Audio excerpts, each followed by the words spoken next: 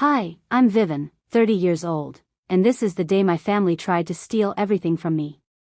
The envelope in my hands was colder than ice, slicing through the warmth of my birthday celebration. Moments ago, I was laughing, surrounded by my family, thinking this would be the happiest day of my life. Now, it felt like everything I loved was being ripped away.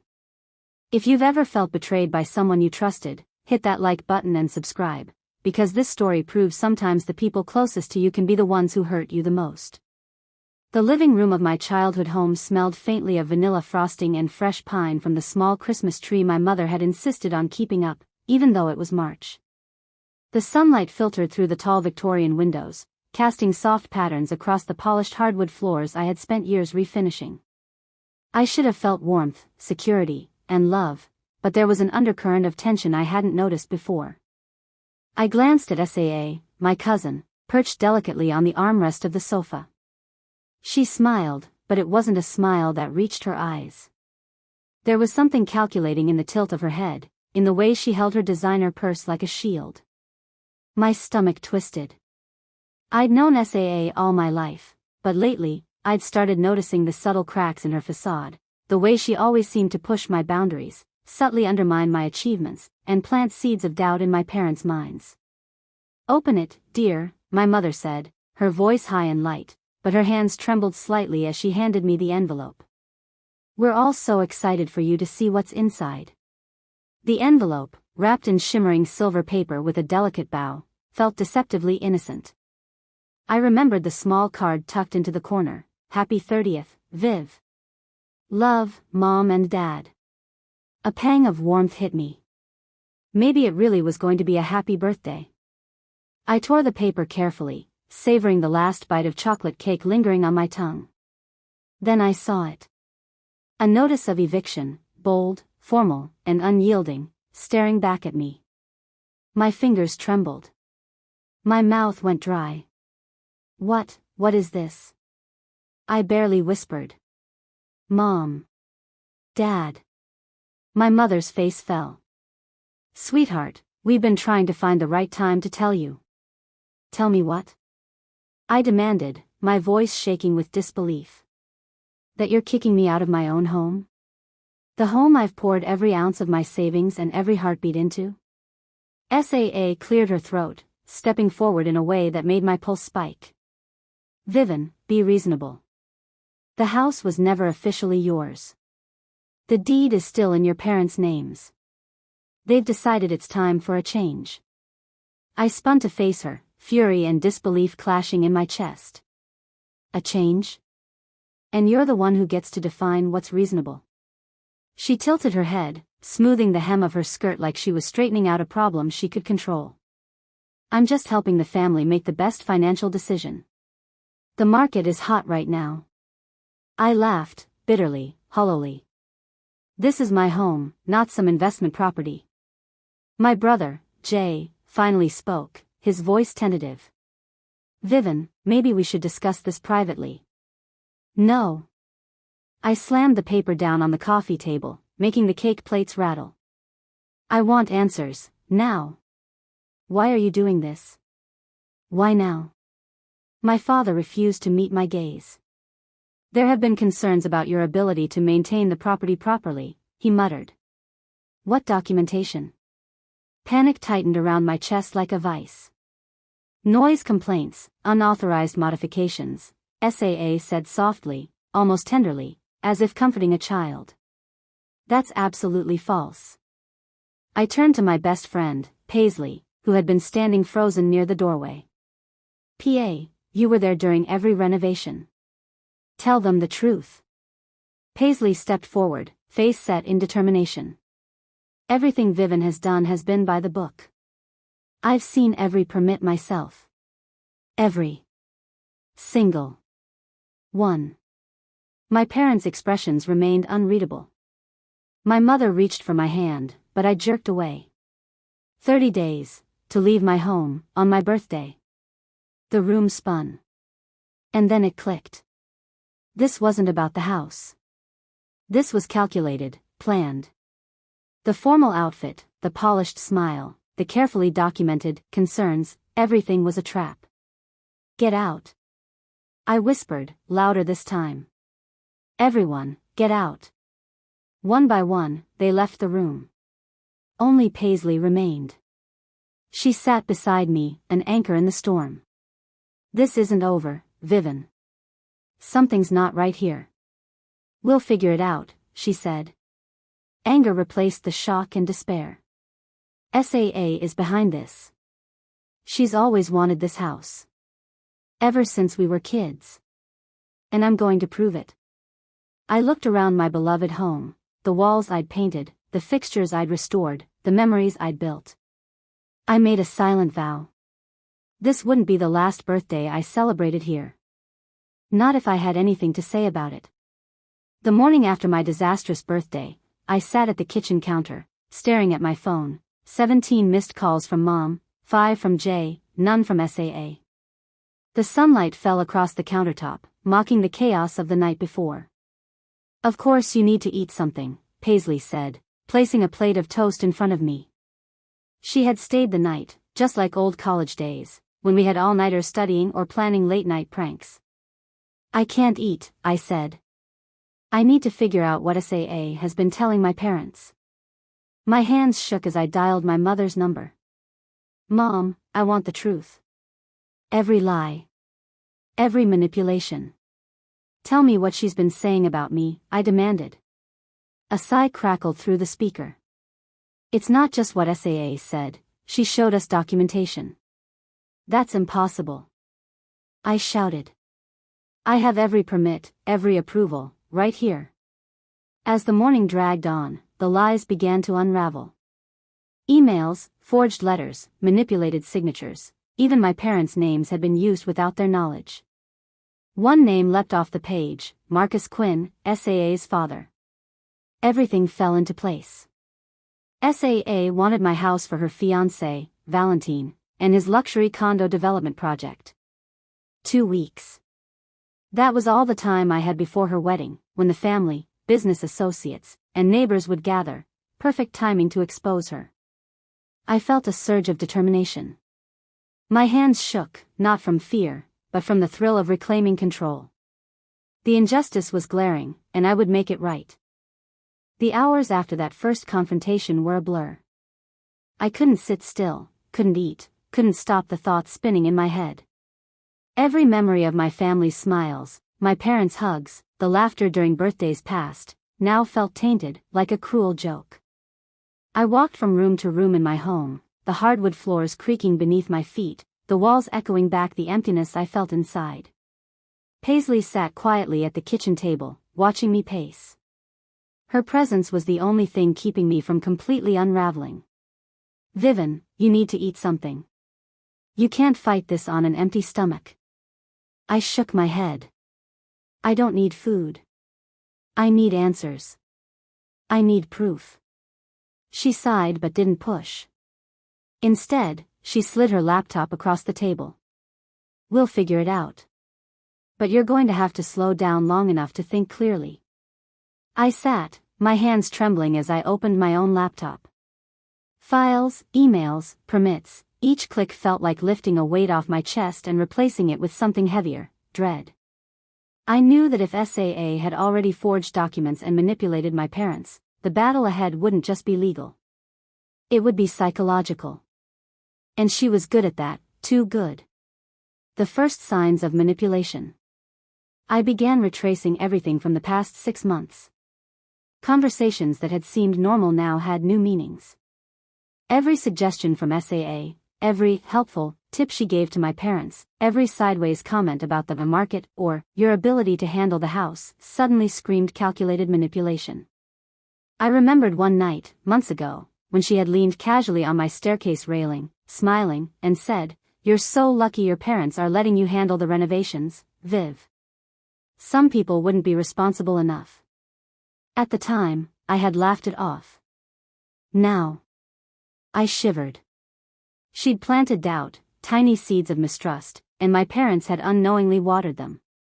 Even Jay, my brother, seemed like a loose thread in this web. I could see him waver between supporting me and succumbing to the false narrative SAA had spun. He wanted to believe the best in everyone, and that was going to make him vulnerable. The night of sleepless planning. That night, I couldn't sleep.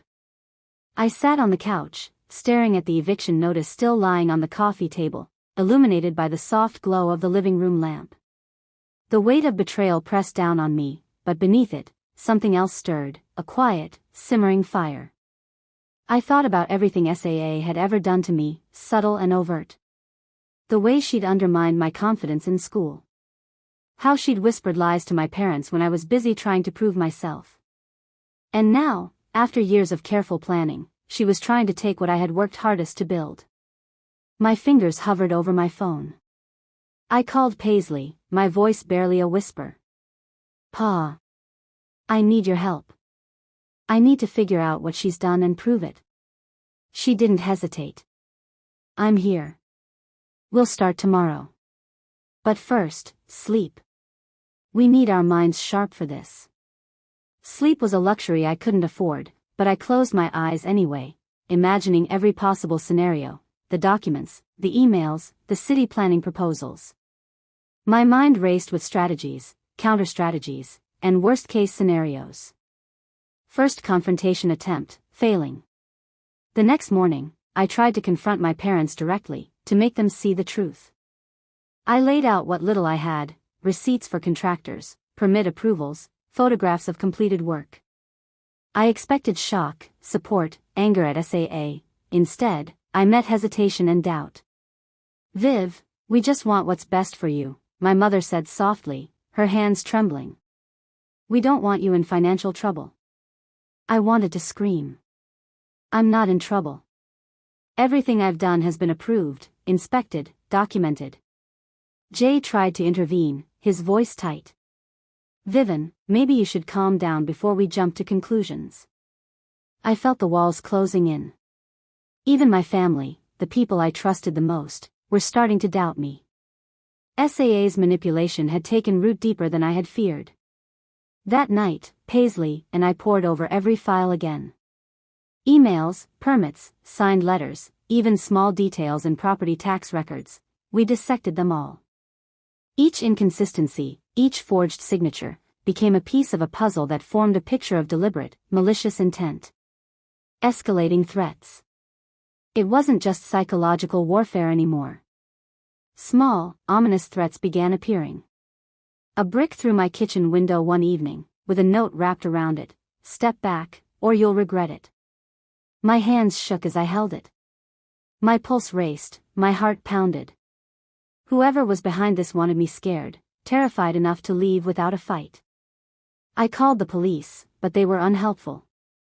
Without proof of who threw it, there's not much we can do, the officer said, flipping through his notebook like it was just another paperwork task. Paisley stayed by my side, boarding up the window, trying to offer reassurance I couldn't feel.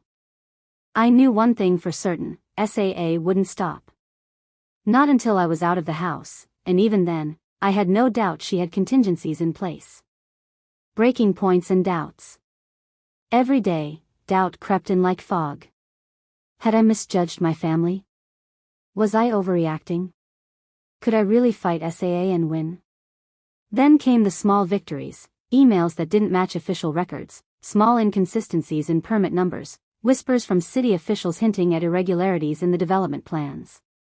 Each tiny crack gave me hope and renewed the fire burning in my chest. I realized I couldn't rely on anger alone. I needed a plan, meticulous, calculated, and airtight. I needed allies. And that's when I decided to reach out to Leah, Valentine's sister, the one person with insider access to the development company. The decision to fight back. Sitting in the quiet of my home, surrounded by the life I had built and the betrayal I had uncovered, I made a promise to myself. I would fight. I would expose SAA for the manipulator she truly was. I would reclaim my home. And I would ensure that everyone who had doubted me, especially my family, would finally see the truth. The first steps would be dangerous. Close calls were inevitable. Threats would escalate. But I was ready. I wasn't just fighting for my home anymore, I was fighting for justice, for my dignity, and for the validation that I had been right all along. The sun had barely risen when I realized something crucial. I couldn't just react anymore. Panic and anger had their place, but now I needed strategy.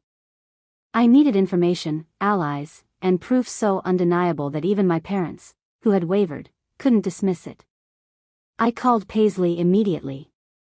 "PA, it's time. We can't wait another second.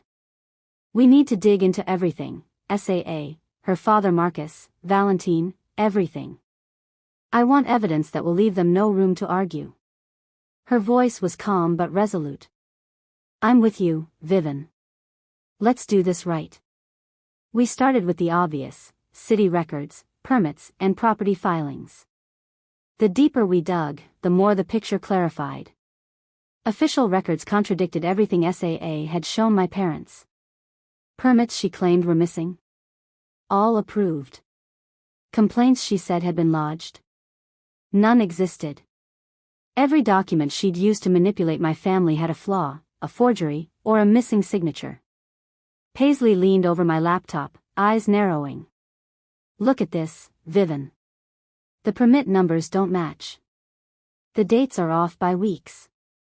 Someone intentionally fabricated these." I felt a thrill, not of malice, but of clarity. For the first time since that birthday, I felt control. And with control came a plan. The next step was critical. If I could access Valentine's company records, I could prove the ultimate connection, that SAA's eviction plan was orchestrated to benefit her fiancé's luxury development project. I reached out to Leah, Valentine's sister, whom I had met years ago at a mutual friend's party. Smart, precise, and fiercely loyal to truth over convenience, Leah was the key to uncovering the internal files that no outsider could see. "I need your help," I said, urgency clear in my voice. "SAA is manipulating my family to force the sale of my house to your company's project. Can you help me get the evidence?" There was a pause. Then Leah's voice, sharp and decisive: "If what you say is true, this is serious. I'll help. But you need to be careful. Valentine is protective, and SAA, she doesn't play fair." With Leah on board, the plan began to take shape. We would document every email, meeting note, and financial transaction that tied SAA's actions to the development project. Every forged signature, every misrepresented document, every manipulation, everything would be exposed. The following days blurred together. I spent hours combing through emails, cross-referencing permits, and documenting discrepancies. Paisley kept my spirits grounded, reminding me to eat, breathe, and sleep when I could. Leah provided insider files from Valram Development, showing preliminary surveys, meeting minutes, and even financial arrangements. Every discovery was a small victory, but the danger increased. Threats escalated, anonymous texts warning me to back off, suspicious cars parked outside my home, and neighbors whispering about contractors arriving at odd hours. I felt the psychological weight pressing in. Sleep became sporadic. My body ached from constant tension. Yet, each night, as I lay awake staring at the ceiling, a sense of clarity emerged. I realized that SAA had underestimated me. She had counted on fear, doubt, and my family's hesitancy. But she hadn't accounted for persistence, for alliances forged in truth, or for my relentless drive to reclaim what was mine. The final piece of the puzzle was timing. SAA's wedding to Valentine was in 2 weeks, a gathering that would include family, business associates, and neighbors. If I timed the reveal correctly, I could expose her in front of everyone, leaving no room for lies or spin. I mapped out the confrontation like a chess game. Every move needed precision. 1. Documents, permits, emails, and financial evidence ready in hard copy and digital form. 2. Allies, Paisley and Jay would provide support, corroborating witness testimony, and additional proof of manipulation. 3. Insider confirmation, Leah's files and first-hand knowledge of Valram Development to connect the dots. 4. Timing, the wedding event was public enough to ensure witnesses, but private enough to prevent external interference. 5. Legal backup, my attorney on standby for immediate action if SAA or Valentine tried to twist the narrative. Every night, I ran through the plan in my mind, refining strategies, anticipating countermoves, and visualizing the ultimate moment of exposure. For the first time since the eviction notice, I slept soundly, knowing that the scales were tipping in my favor. The anger that had once consumed me had transformed into methodical focus. Every forged signature became a weapon, every email a bullet in my arsenal. I remember one night, sitting at my kitchen table, staring at the files scattered like battlefield maps. My pulse thrummed not with fear, but with excitement. I whispered to myself, almost reverently. This isn't just about the house anymore. This is about justice, about truth, about proving that manipulation and deceit will never win against persistence and intelligence. Paisley, watching me with a mixture of admiration and concern, said softly, "You're not just going to win, Vivian. You're going to make sure everyone knows what she tried to do." Days before the wedding, I made sure every piece of evidence was meticulously organized. Leah provided a master file linking SAA's manipulation directly to her father Marcus, to her fiancé Valentine, and to the forged documents presented to my parents. Jay handled logistics, ensuring that when the time came, we could present the evidence in a way that couldn't be ignored. Paisley double-checked every digital copy, ensuring backups existed for every email and file. I stood in my living room one evening, the golden light from the windows casting long shadows across the floor. I looked at the walls I had restored, the memories etched into every fixture, every corner, and realized something profound. This was my life, my home, my legacy. And I wasn't giving it up without a fight. For the first time since the betrayal, I felt calm. Determined. Unstoppable. The morning of the wedding, my heart raced. Every detail had to go perfectly. Paisley and Jay were by my side, each playing a role in the unfolding plan. Leah had emailed the final batch of evidence directly to my laptop, emails, meeting notes, financial statements, signed and notarized documents, all pointing directly to SAA's manipulations and forgeries. I dressed carefully, not flashy, but composed. This wasn't about intimidation, it was about credibility. Every step into that venue needed to scream control and confidence. The venue was buzzing, laughter and music filling the grand hall.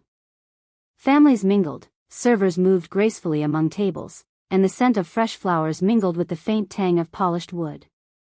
I could feel SAA's energy even before seeing her, calm, rehearsed, smug. She believed she had won. I spotted her immediately, in her pristine white ensemble, standing beside Valentine, whose smile seemed slightly strained under the formal attention. My pulse quickened, not with fear, but anticipation. Paisley leaned close, whispering, "Remember, the evidence is our sword. We strike smart, not loud. Timing is everything." I nodded. Every fiber of my being was focused. I approached SAA casually, as if attending a normal family gathering. She tilted her head, eyebrows arched, and smiled. "Vivian. You look, well." "Thanks, SAA," I said evenly. "I hope you're ready for a little surprise." Her smile faltered. "Just slightly, but enough." I called Jay over discreetly. He handed me the printed documents, organized, annotated, cross-referenced. Leah stayed at a distance, ready to provide backup or explanation if needed. I glanced around the room, ensuring key witnesses were present, my parents, neighbors who had been skeptical, business associates, and a few city planning officials I had quietly invited as observers. "Everyone," I began, voice steady and commanding, "I have something important to share." The room quieted instantly. This is about my house, my family, and the manipulations I've been subjected to. I laid out the documents systematically. 1. Forged permits and false complaints, proof that SAA misrepresented information to my parents. 2. Emails linking SAA and Valentine, demonstrating her motivation to force the sale of my house for the development project. 3. Financial records, showing unauthorized attempts to redirect assets for personal gain. 4. Witness confirmations. Paisley and Jay corroborated every step of the restoration process and refuted her fabricated claims. The room's energy shifted. Murmurs spread like wildfire. My parents' faces transformed from doubt to shock to anger. SAA's mask cracks. SAA's composure faltered. The perfect smile, the rehearsed calm, everything slipped. This can't be true, she stammered, voice tight. It's all documented, I said firmly, holding up the evidence. Every lie, every forgery, every manipulation is right here. Valentine stepped forward, attempting defense. Vivian, please, this isn't how it works. You're misreading. I'm not misreading anything, I interrupted, voice sharp, eyes locked on him. Your sister, your father, and SAA planned to steal my home. And now, the proof is here for everyone to see. Leah stepped in calmly. These documents are from the company files themselves. There's no ambiguity. This was orchestrated for profit, not necessity. The murmurs grew louder. Neighbors exchanged shocked glances. Business associates whispered, nodding gravely. My parents looked stricken, guilt written on every line of their faces. SAA's last defense crumbled. The whispers became accusations, the smiles evaporated. Her carefully constructed world unraveled in real time. This isn't over, Vivian, she hissed, backing toward the exit. No, I said softly, almost pityingly. It is. She stormed out, leaving a trail of stunned guests and shattered illusions behind. Valentine tried to maintain dignity, but Leah's disapproval and the mounting evidence left him speechless. Even the city ethics observers took notes, already preparing to take action against Valram development. My parents approached, their expressions heavy with remorse. Vivian, we should have listened, verified, my father admitted, voice breaking. Yes, you should have, I said, swallowing the anger that had fueled me for weeks. But now you know. And I hope you've learned. Paisley squeezed my hand, her eyes shining. You did it, Viv. You proved the truth. The days following the wedding confrontation were surreal. SAA and Valentine's project was halted indefinitely. The city planning board launched an investigation. My family apologized repeatedly, acknowledging the manipulation and their own mistakes. I walked through my restored home, every corner a testament to my hard work, resilience, and perseverance. The memories, the laughter, the walls themselves seemed to hum with vindication. I sat on the couch, Paisley beside me, Jay leaning against the windowsill. My parents lingered in the doorway, watching silently. This is where I belong, I whispered. And no one, will ever take that away from me again. The sun poured through the windows, bathing the room in golden light. Warmth, safety, and justice intertwined. I finally felt at peace, but also ready. Ready for whatever challenges life might throw at me next, armed with the knowledge that I could face any betrayal and turn it into triumph. Betrayal had cut deep, but revenge was not about cruelty, it was about restoring balance. The satisfaction came not from seeing SAA falter, but from reclaiming what was rightfully mine, my home, my family's trust, my own dignity. Every late night, every sleepless hour, every moment of doubt had led to this. And as I sat in my living room, finally free of manipulation, I understood something profound. Justice isn't always fast, but persistence, truth, and courage will always prevail. If you've ever been underestimated, betrayed, or manipulated, remember this story. Sometimes the people closest to you can be the hardest to trust, but standing up, gathering evidence, and fighting strategically can turn even the most hopeless situation into victory. Don't forget to like, subscribe, and share if you believe in fighting for truth and justice. And remember, never let anyone take what's rightfully yours.